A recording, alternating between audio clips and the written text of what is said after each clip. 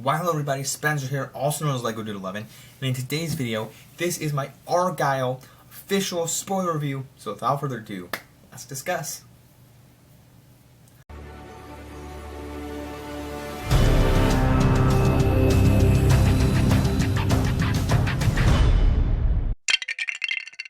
Alright, so, brief housekeeping, got my notes here, got TV pulled up with Argylle back there, I searched it up on my TV.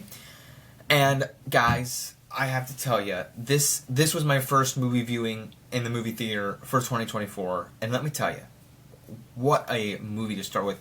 2024 was a bit of a dry spell for January.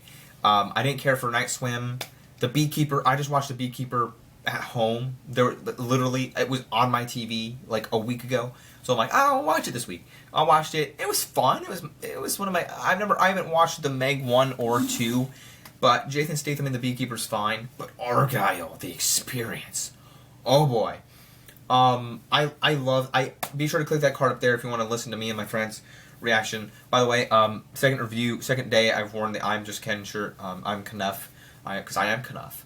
I'm a redhead and I'm Knuff. I'm basically Alan and Ken to combine, so I'm Knuff. But I digress. Skipping off his review, the score by Lorne Balfe. God, the things he does, I love him in the Penguins of Madagascar movie. He did a Mission Impossible movie. He did Black Adam, and just the man. He did the Dungeons and Dragons movie. This man can compose good stuff. He can compose good movies. I mean, Black Adam was a fine movie, but it was a good score nonetheless. So I liked it.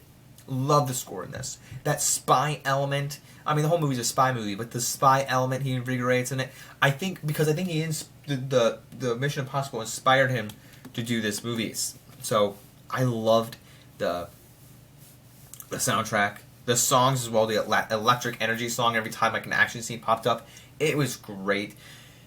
By the way, the comedy in this, it landed for me. I don't understand the reviews for this, by the way. I've seen the score, the Rotten Tomatoes score. The critics don't work. I don't think it's justified at all. I feel like the audience, I lean more towards the audience at the 66, but honestly, I think it's a higher film than that. I'd give the critics 66%, and I'd say somewhere 70 between 80 is where I'm leaning towards it. But this is a great film. I'm going to get to my rating later, but the comedy landed for me. Going into that, speaking of the comedy, the theater experience we had was great. I have not been in a movie. This was the first movie experience. The Marvels, there was a lot last year when me and my couple friends from Dayton saw the Marvels. There were people that were laughing, but this, I've never had an experience in the movie theater where I have heard, scratch that, Spider-Verse, there was a lot of reactions for Spider-Verse, Across the Spider-Verse last year, but, God, like, here, this is like the 5th time, or 6th time I've seen a movie where there were people had reactions at Five Nights at Freddy's, but this movie, people were snickering, people were going, like, it was not like that laugh, but, like, it was just there were a bunch of gut-level reactions at this movie, right? Like, it was phenomenal. And I'm just really energetic because I've never had this much, like, it felt like there were a bunch of other me's in the theater, right? That's how much, when a movie can do that, when it feels like your family's laughing, like the entire theater is having a great time, that's what a movie should be. And that's what I loved about it. So I loved it. The action scenes, by the way, Matthew Vaughn, I was really wanting to watch Stardust before this movie came out. You know how I wanted to watch Stardust so bad, and in preparation for this movie, and I didn't because some guy was like, yeah, it's my least favorite Matthew Vaughn film. It's kind of I'm like, okay, I guess I won't. But I love The Kingsman. I love X-Men First Class, and I love Kick-Ass. And this film is a great, worthy contender for his portfolio. Matthew Vaughn did a good job. He does great with the action directing. There's just cinematography everywhere. My favorite scene in this film is like one of the final scenes in the final battle where there's like smoke going around. There's 2 great action scenes. There's the one with the floorboards and like he's like showing like how to twist and everything, and then the end scene with the smoke and the explosions and everything, and then there's like hearts floating around. Ah, it's gorgeous. Love it. and then the third one is when in the oil scene, the factory, the oil. She takes a knife and puts it on the end of a gun and just goes around and starts killing everybody with the knives. And then she threw a knife at one guy. My friend was like, "Wait." Ben was like, "If you threw the knife at him, didn't look very realistic." But I was like, kind of didn't really, but it was. I understood what they're going for. By the way, the characters and the acting in this film are splendid. Great stat cast. We got Samuel L. Jackson in there as Alfie, who's also a cat in the film. I love the cat.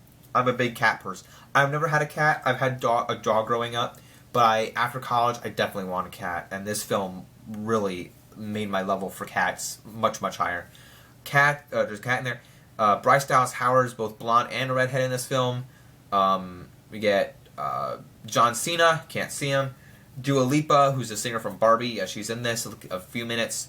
Ariana DeBose, Catherine O'Hara, Bryan Cranston, and I'm forgetting someone. I'm forgetting someone important. Let me look at the cast here. Argylle cast. Dua Lipa, Henry Cavill, and Sam Rockwell. Yes. And there's there's Rob Delaney, who was Peter in Deadpool 2. He's in like a minute or so of this movie, and it's incredible. I loved seeing him pop up. I'm like, he's from Deadpool 2. Few Marvel people, Sam Rockwell, like I said, and Henry Cavill as Argylle is really cool to see. I love the transitions. There's like a bunch of slow-mo shots in the action scenes. The train sequence is really good as well. Sorry if I'm scratching my nose a bunch. I seem to do that a lot in my videos. I need to stop that constantly. But Sam Rockwell, the scene where Sam Rockwell and Henry Cavill are switching between each other is a riot. I love that. I love that transition, and I also loved the transitions, like from different scene to scene transition are great, and the effects, like I said, there's a bunch of slow-mo effects. I love that. I think they did that in The Kingsman, and I think it really works in this film, but I don't know. I haven't read anybody's reviews like, oh, this was bad, this was bad, this was bad. I don't know what was bad about it. The story really worked for me, like her writing the novels and then them coming to life. Like, she has this backstory, like where the twist is crazy because I didn't see it coming. Like, there's this big twist in the middle half of the film, like exactly like the 1 hour mark or so, where it's like, oh, Catherine O'Hara and Bryan Cranston are the parents, but then they're not really the parents. They're like, she was in an accident, right? I think. Sorry, I got the thing back pulled up there. Ellie Conway is her name, but she was in an accident, and her real name is Agent Argylle instead of Argylle, and she's a real secret agent, and Aiden, the Sam Rockwell's character, is trying to get her back and regain her memories, and Catherine O'Hara and Bryan Cranston's characters are the bad guys, and they're helping out Rachel Conway, Bryce Dallas Howard's character, and like from this accident at raising her as the daughter, and now she's writing these novels based off of her memories, these spy novels called Argylle, and it's so interesting. I thought the twist was like out of nowhere, but really good, really good.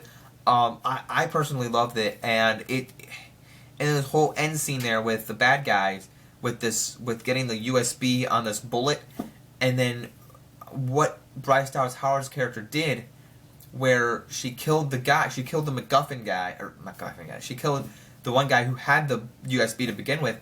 There's like these twists that keep going, that keep unfolding, and I personally love it. Like, it's one of those where you figure it out and then I go, oh yeah, like, oh my god. So it's one of those things where I love spy movies. I love Mission Impossible. I'm not the biggest fan of James Bond, but this is what I love about spy movies. I like the Penguins of Madagascar film, and that's kind of a spy-ish movie. It's a kid's spy movie. But this, for me, really hit hard. I love the story. I love the ending where they reinvigorate, where they come back. Like I said, they have this whole fight scene, knife scene in the oil room, right? And they come back up, they're on this boat, they go to the roof, and the mom is playing on this music box. And she has to give the song basically I keep saying the word, regains her memory previously, so it's making her think evilly. Think evilly? Is that a word? Put evil thoughts in her head. So she goes kind of like the Winter Soldier, like she's saying these words to give him evil thoughts. So Catherine O'Hara is saying this, and then Bryce Dallas Howard tries to kill Aiden, and does the little twist move. She pauses the code to give Alfie, Samuel L. Jackson's character. She's like, no. Keep doing the download, and I was laughing my butt off at that. And he's like, no, keep doing the download, dang it, and I laughed at. And then she's like, she almost kills Aiden's character, Sam Rockwell, with the little twist and the stomp on his face, but she misses because who comes in to save the day? Ariana DeBose's character, Kira. I think is that her name, Kira? Oh, it doesn't say on the thing. Oh well, she's in Kraven the Hunter. No way. But anyway, she comes in to save the day because she's alive. Basically, what happened was, in the novel, she gets shot right in the same place where Sam Rockwell gets shot, in like a patch right by the heart. So I was like, man, what a clever storytelling. Clever storytelling in this film itself. And I loved everything about this film. So the story and the ending really worked. And then now she keeps writing the books, so people can keep reading her books. And Aiden's there, Sam Rockwell's there, and the bookstore with her. Not John Cena's there. Who's there? Ariana DeBose there, and so is Samuel L. Jackson is there at the bookstore with her reading. And you know who else shows up before the credits start? Henry Cavill's sitting there, like curly hair. In the audience, he's like, yeah, I have a question. Oh, that was how the movie ends. It was so good. But then the end credit scene, there's this bar, and Bryan Cranston is talking to a young guy, and he says, "Who are you?" And he goes, "I'm Agent Argylle." But it's the shirt that Aiden was wearing before with the little cherry in the mouth. But the bar says the King's Man. Oh, what a great tie-in! Matthew Vaughn did a great tie-in, and I loved it. It was a great end credit scene. And then we stayed till the very end, but there was nothing at the very end. It was just in the middle. It's just a mid-credit scene. So stay for that if you have not seen Argylle. Stay for that mid-credit scene. But I loved it. We were dancing in the credits. The song, the electric, I forget what it is. Electric Mayhem, or no, that's the band for the Muppets. The electric, what is it called? Argylle.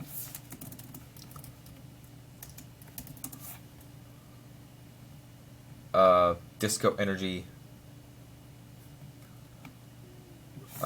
And song, Electric Energy is the song. A great song to dance to at the end of the movie. So we had a great time with this last night. I loved it a bunch. But I highly recommend this film. My final rating for this is a 9 out of 10. Most people, based off of what the critics are saying, I don't think that they're give it a 9 out of 10. And I have to be upfront about this right here, right now. Let me tell you. I can say this because this is the first film I saw of the year, and I know the year just started. We're already in February, but second month down, got 10 left to go, or about 11. But this is not, even though I give it a 9 out of 10, this is not going to make it my top 10 film of the year. I forgot to mention some of my other honorable mentions, like last year, like Tetris and stuff. But this is going to be high, right teeter-tottering off of my top 10 because I loved it a lot, but I know that it's not going to make my top 10 of the year. But I still had a lot of fun with it. My first in movie theater experience for the year. Not saying the first movie I watched of the year, because I watched plethora of movies already this year of 2024. But I loved this. I didn't hate it as the critics did. I loved this. I loved it. I wish other people could. I'm jealous, or I'm not jealous. I wish I'm making other people jealous that I did like it, that I did love it. So 9 out of 10 for me for Argylle. Let me know what you guys thought of this film. I know my friends did just genuinely love it. Be sure to click that card up there if you missed what we thought of the film. Click over there, subscribe to the buttons coming up below, and then click on the video, what's popping up here. I'm Knuff, guys. Don't forget that I am Knuff, and I'll catch you guys on the next review. Don't forget to like, subscribe, follow me, don't forget to keep calm, play Lego, watch stuff. Peace out, everyone. Bye.